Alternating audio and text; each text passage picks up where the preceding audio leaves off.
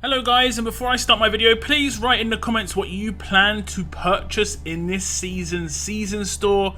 Also, how many season tokens do you have as the season starts? Are there things you'd like to change in this season? Do you think certain things are too expensive? Would you have preferred to see new weapons?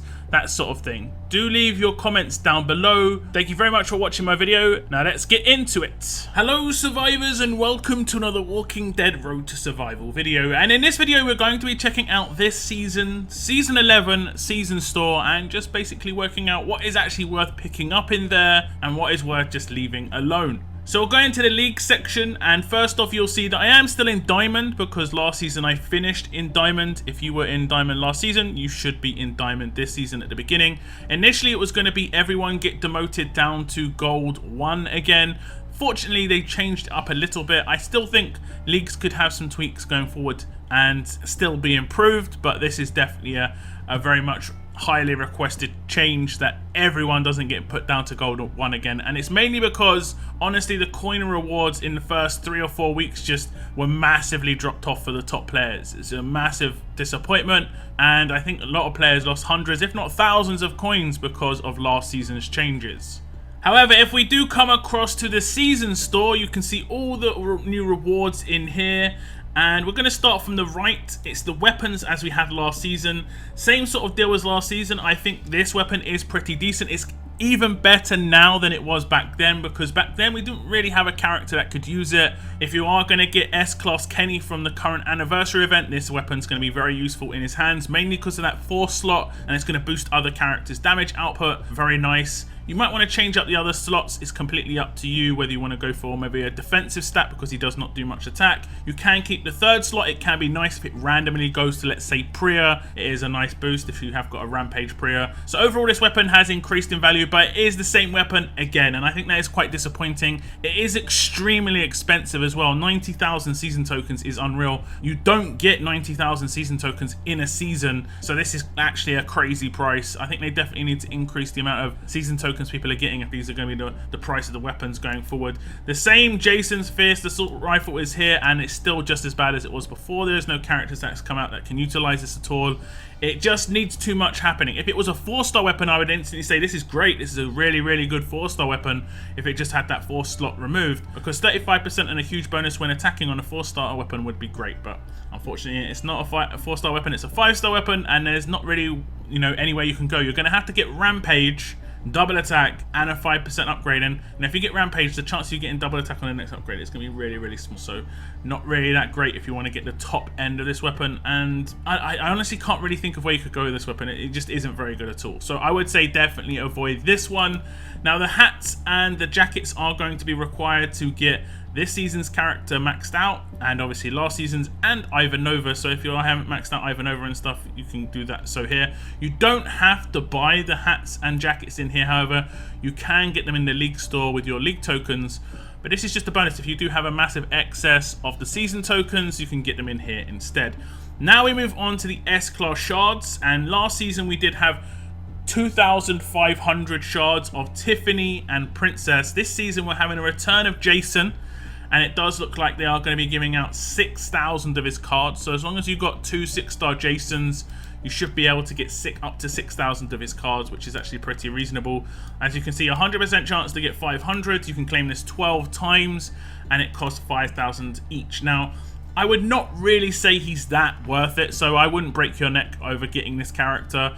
I have him, or I have access to his S-Class, and I haven't really raced to level up his 5 stars and his 6 stars to get that S-Class yet. I do have all the cards required, and he just isn't that amazing. He's mainly going to be useful in Faction Assault, or if they do start pushing out some bleed sort of characters that can work with tough characters, but I don't know, I just don't think he's that great overall. The other 2 characters are going to be Clementine, and you can get 2,500 of her cards, obviously 25% of her S-Class.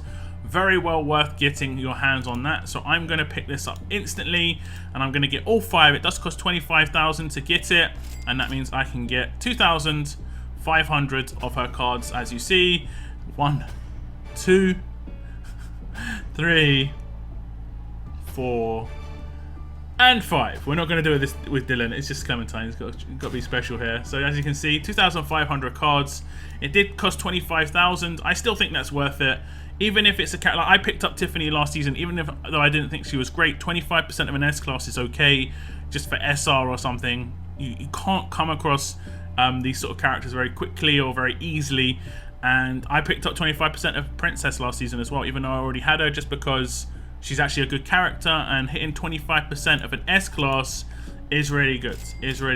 And we're going to do the same with Dylan. This time we're going to skip. As you can see, we do get 2,500. That did cost us 50,000 though, so half of my total amount of season tokens. And now we move on to Franklin. Now I did do a review of Franklin, and honestly, I'm kind of surprised at how negatively he's been received. I think a lot of people are focusing too hard on the trader and his possibility to take down the trader. When you look at a character, you look at their trait, and then with their trait you decide who they can take down.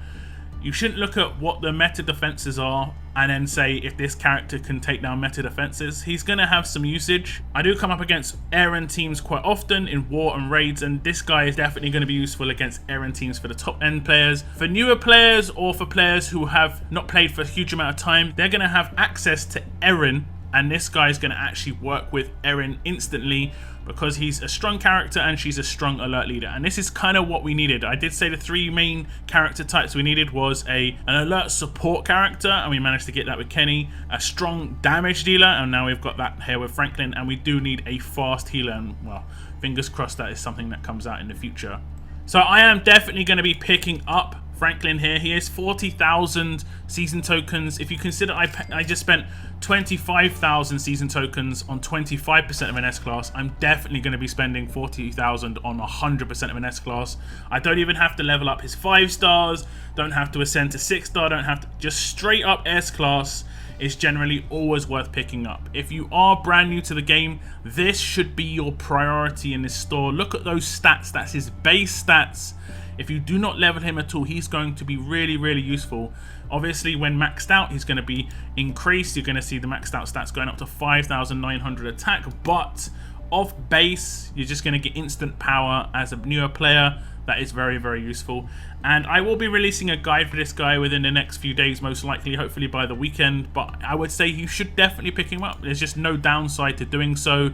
You're going to get an instant S-class into your roster. He is one of the very few damage-dealing strong characters that are in the game. And if you didn't pick up James from the choice crate, you just don't have access to any free-to-play damage dealers that are green. We might start to get some access to other green characters in the daily crate. Alpha should be the next one going into that daily crate.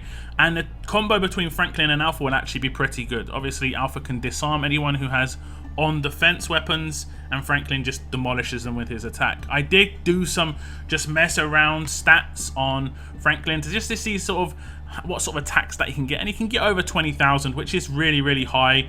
You have to have the right weapons. Obviously, there's 3 1535 weapons here, and he has got a 50% attack weapon and a 40% attack leader. So he's getting pretty much the most he can get out of it, and he has obviously got offensive mods. So he can get over 20k damage. That 200% triple hit is suddenly going to be hitting extremely, extremely hard. And don't forget that can crit as well, so that's just even more amplified damage.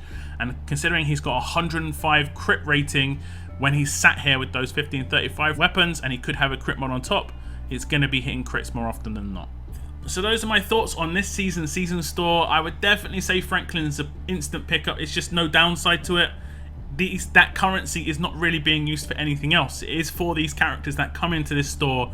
So even if you're like, I don't think he's that good, he's going to buff out your roster no matter what for SR, and you never know what teams are going to have to come up against in the future. And having an offensive, strong character, which we don't have much access to, like I already said, it's just always good to have access to that. You never know when he's going to be coming into use, and he's going to be instantly useful for you because you probably have either Nova and Erin already, and this guy obviously works with those as leaders. But do tell me what you picked up in the season store. Do tell me what you're most happiest with being in there. Out of the S-Class cards, the S-Class character, are you happy that it's the same weapons coming back again, or would you prefer to see something new? Do you think they're too expensive? Do give me your thoughts in the comments. That is the end of my video. I want to thank you very much for tuning in. And as always, keep on surviving, guys. Keep on surviving.